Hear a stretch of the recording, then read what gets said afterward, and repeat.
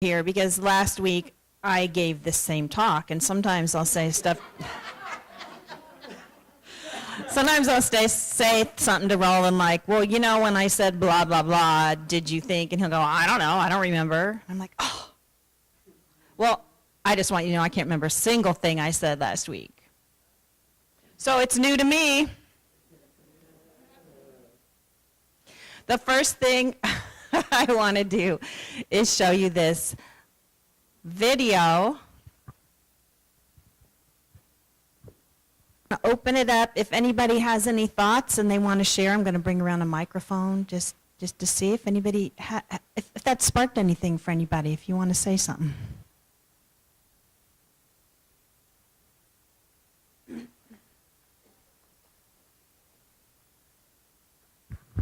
I have a project that, better, okay. I have a project that I've been working on for maybe 2 years, but I'm not really working on it much. And so this just sparked, when it said an ambition, well, do it. I mean, you have to do it. I forget the exact words, so I'm making a note and I don't even know.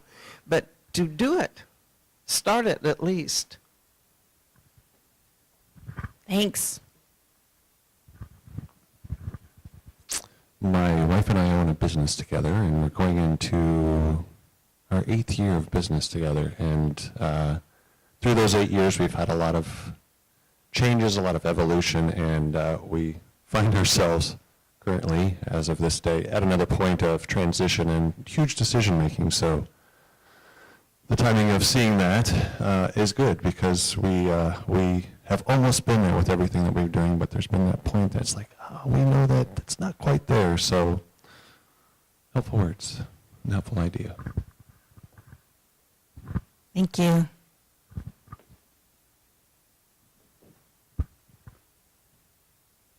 So what I took from that was about life's a journey, not a destination. And it took me on a spiritual thought that we have to let go and trust and give that to God and let us have faith for that. So that was particularly special for me. Thank you.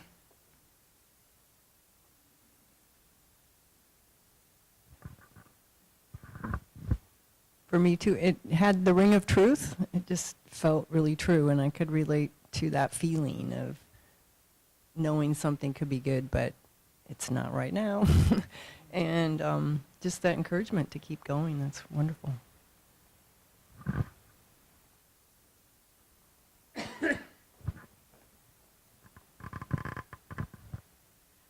It made me think that I was glad to be a little older because I've practiced a lot of things, and so to really kind of enjoy those places where I have come a long way. Thank you.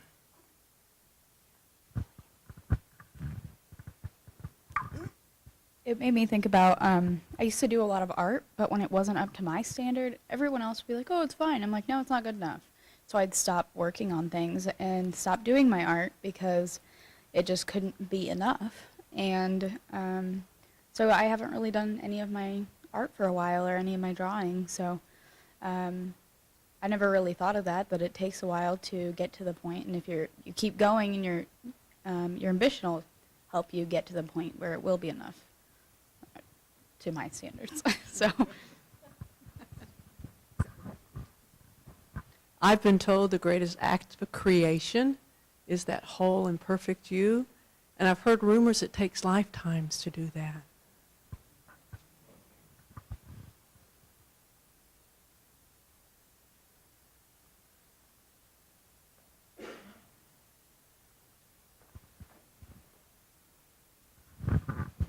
I'm reminded of the importance of community in holding each of us as we embrace whatever it is that we're meant to bring through us into the world. And I remember Julia Cameron years ago saying in The Artist's Way, don't share your brand new dreams in places where you think they're not going to be supported.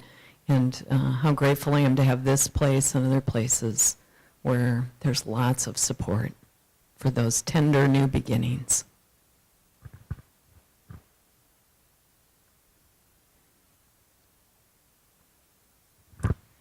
It reminds me of a reoccurring theme that I've been experiencing in my life right now, where where a lot of people have told me, like, don't be afraid to fail. That I just started like a whole new workout class, they want to push you until you fail, like you want to get to that. And a quote that I saw, the only difference between masters and beginners is that masters have failed like multiple thousands of times, like they're not afraid of it.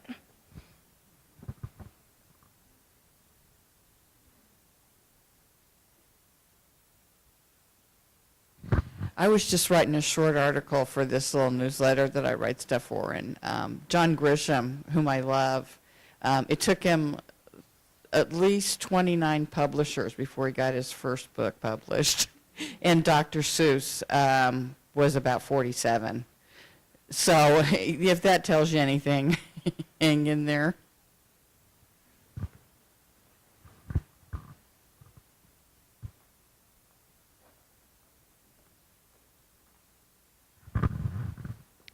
Being an athletic coach, and since it is basketball season, we kick a lot of things around when we try to embolden people to reach their potential. Some of the stories we also repeat are that Michael Jordan got cut from his high school basketball team, so don't give up. But the one that's the most important is don't be afraid to do something. And we go over constantly that the worst shot in basketball is the one not taken.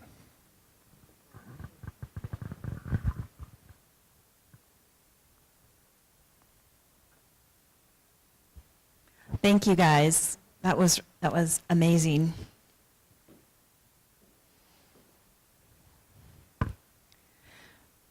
And I concur with everything everybody said. You know, those are some of the things that I thought about too. And yes, I also was thinking of it as far as my career, and it's heartening to realize that, that is really good information, and I would love to tell every, 21-year-old or person in high school that. And I think it really applies to our spiritual work. Whatever our life's work is, part of our life's work is our spiritual work. Especially if you've come here, then it's a part of what you are about. And the same thing that applies to our spiritual work. I don't know about you, but I keep yelling at my husband. I keep forgetting, and I perceive attack when I'm making up the whole story. Or I get caught in a spiral of guilt thoughts that brings me down. All of those things, and which all of those things are obstacles to peace and obstacles for me to do my life's work, which is to just be the Christ or be the Buddha, have an open heart. And, it's easy on Sunday morning for me in this room. It's, I do have my days, but most of the time it's really easy for me to feel like I am the Christ or I am the Buddha because of the love in the room. And sometimes when I'm the only person in the room, I have to go a little bit deeper to find the love and to find that about myself. So I just really got inspired by that. I give credit to this theory that at any given time, everything in the universe has conspired or built up so that whatever each of us needs for our spiritual evolution is happening. I mean, any frickin' minute. Even when, it's snowing and you can't get out of your house and you really want to go to wherever you want to go, or any number of things having to do with copy machines and computers. even then, the universe has brought everything for you to evolve. It's the good news and the bad news. And I actually believe that it is what Jesus Christ came to teach us and what the Buddha came to teach us.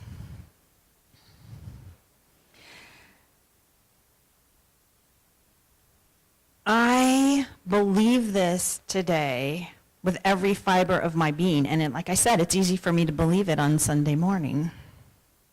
And of course, it's harder to believe like last week or 2 weeks ago or whenever I got a little bit of the flu. It's harder to believe that with a headache lying on the couch. And it's harder to believe it when people are doing things that you don't think they should. It's hard to believe when you read some of the headlines.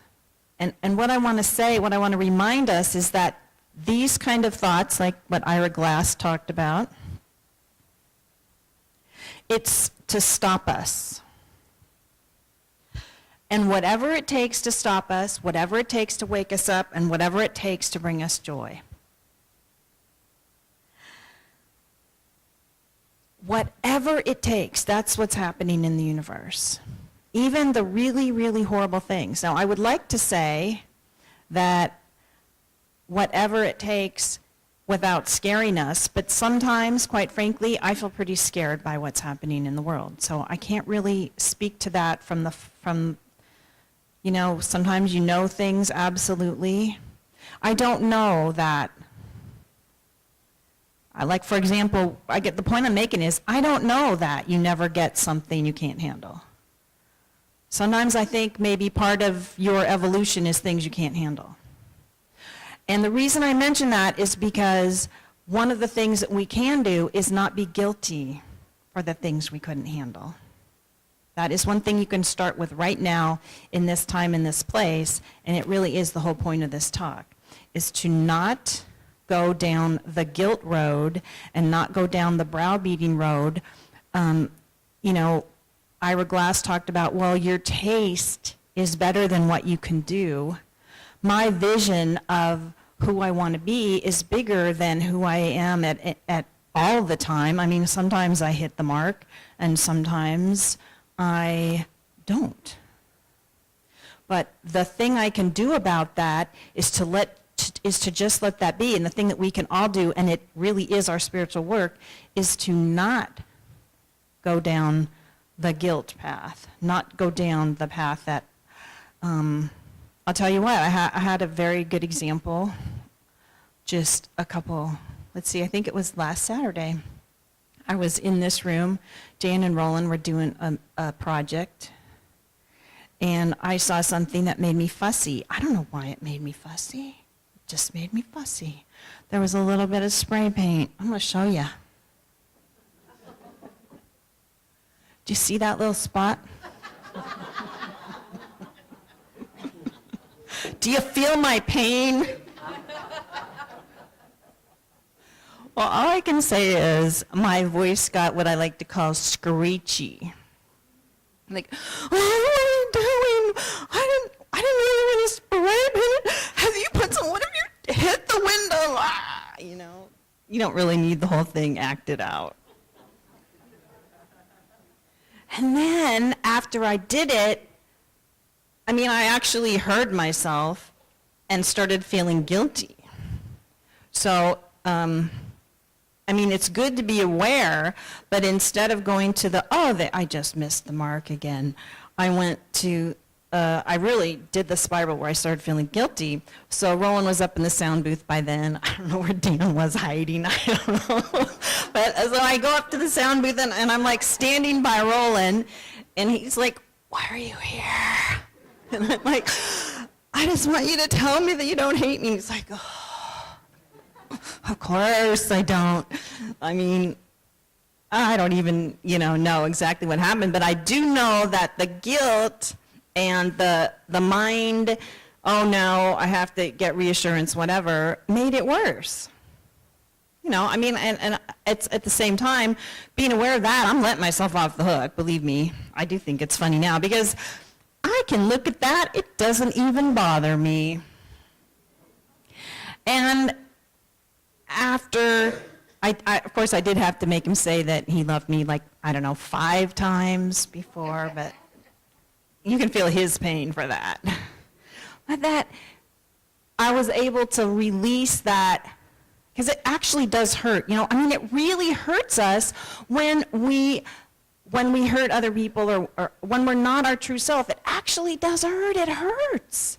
I mean, it'd be fine if we just didn't really care, but we love the people we're with. We love the people who are around us, and even strangers. We don't want to be the screechy person. We really don't. It hurts us.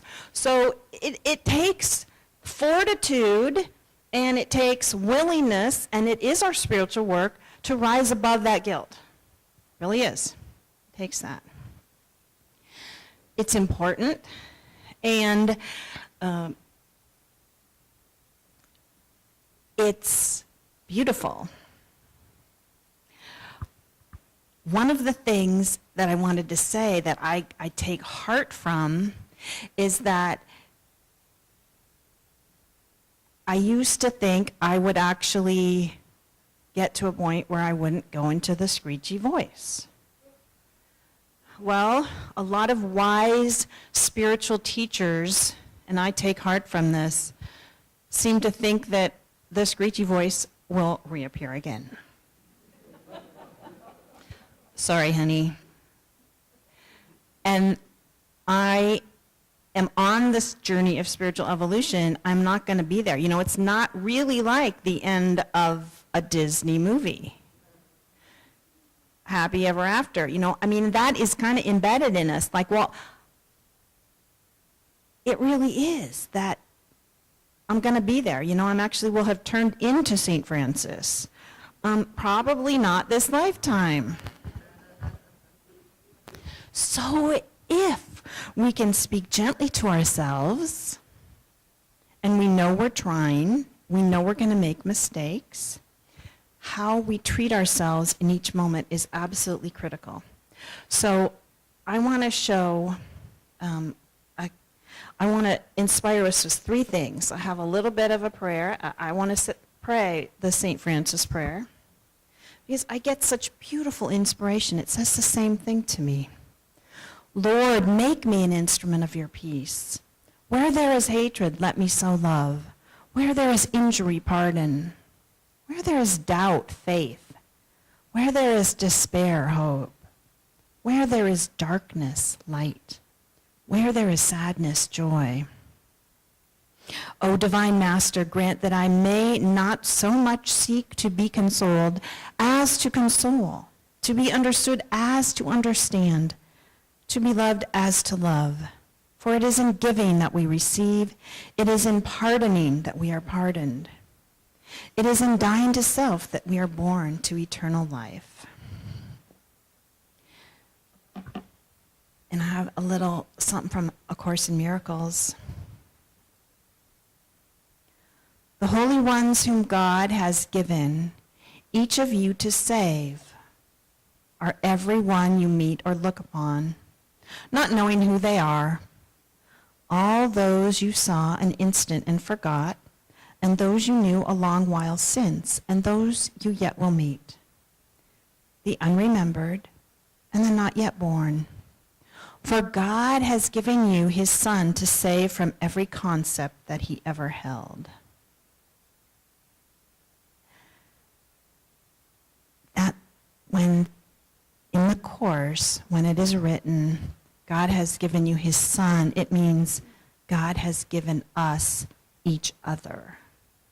And that everybody we run across, we get to look with love in our eyes and our heart. We get to stop or let the projection that we have onto them fall away. For every single person, we get to save and they save us. We get to save them from our ideas that are not true. we get to save them from thinking that they're not the Christ. Okay, I have one little last thing to show you, which kind of sums it up. Video. Team that knows what you're doing. Videos.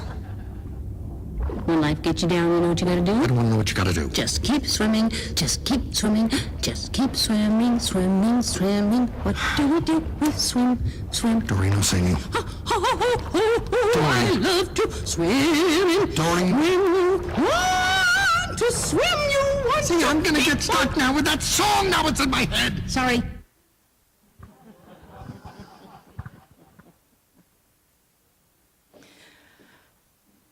Just keep swimming, just keep swimming.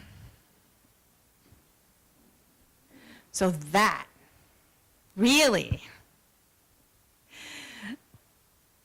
just keep swimming, just keep doing, just keep getting up, just keep breathing, just keep playing music, just keep painting, just keep writing letters, just keep showing up.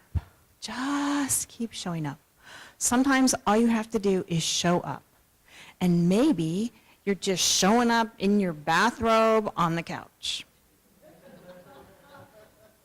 But that's okay.